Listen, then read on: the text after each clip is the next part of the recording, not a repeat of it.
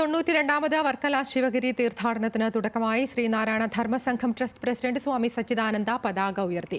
തീർത്ഥാടന സമ്മേളനം മന്ത്രി എം.ബി. രാജേഷ് ഉദ്ഘാടനം ചെയ്തു.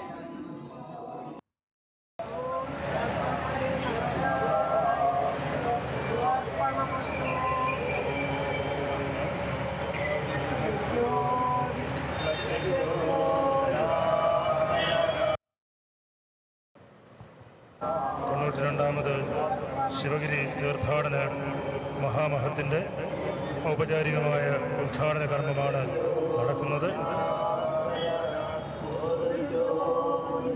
ഭദ്രദീപ പ്രകാശനം നടത്തി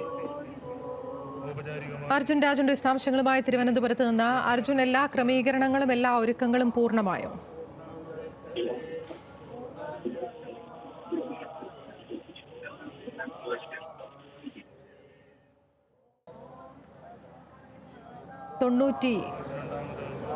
ാമത് വർക്കല ശിവഗിരി തീർത്ഥാടനത്തിനാണ് തുടക്കമായിരിക്കുന്നത്. ശ്രീനാരായണ ധർമ്മസംഘം ട്രസ്റ്റ് പ്രസിഡന്റാണ് പതാക ഉയർത്തിയത്.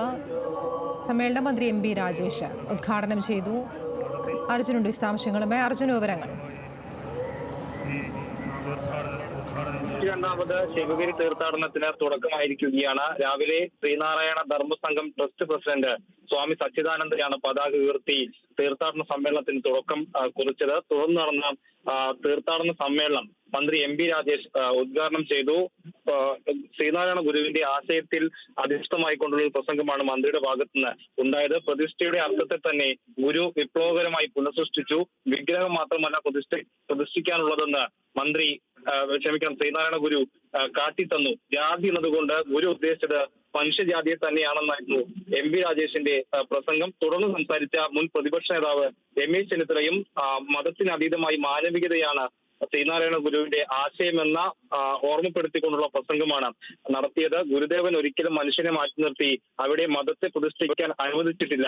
ഹിന്ദു സന്യാസിയായ ഗുരുവിനെയാണ് ഇന്ന് ചിലർ കാണാൻ ശ്രമിക്കുന്നത്. പക്ഷേ മനുഷ്യനെ മതത്തോടും ദൈവത്തോടും അടുപ്പിച്ച ആളല്ല ഗുരു, മനുഷ്യനെ മനുഷ്യനോട് അടുപ്പിച്ച ആളാണെന്നാണ് രമേശ് ചെന്നിത്തല പ്രസംഗിച്ചത്. പിന്നീടാണ്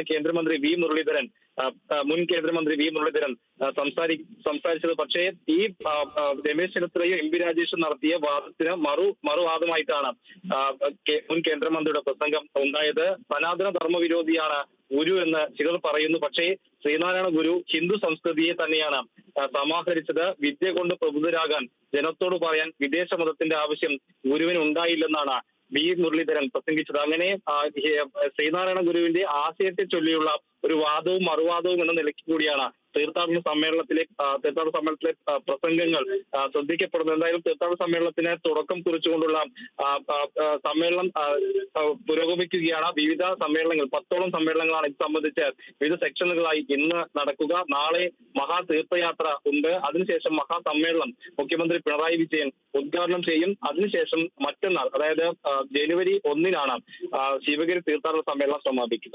അതിലാണ്. ശരി, അർജുൻ രാജാണ് വിശദാംശങ്ങൾ നൽകിയത് തിരുവനന്തപുരത്ത് നിന്ന്.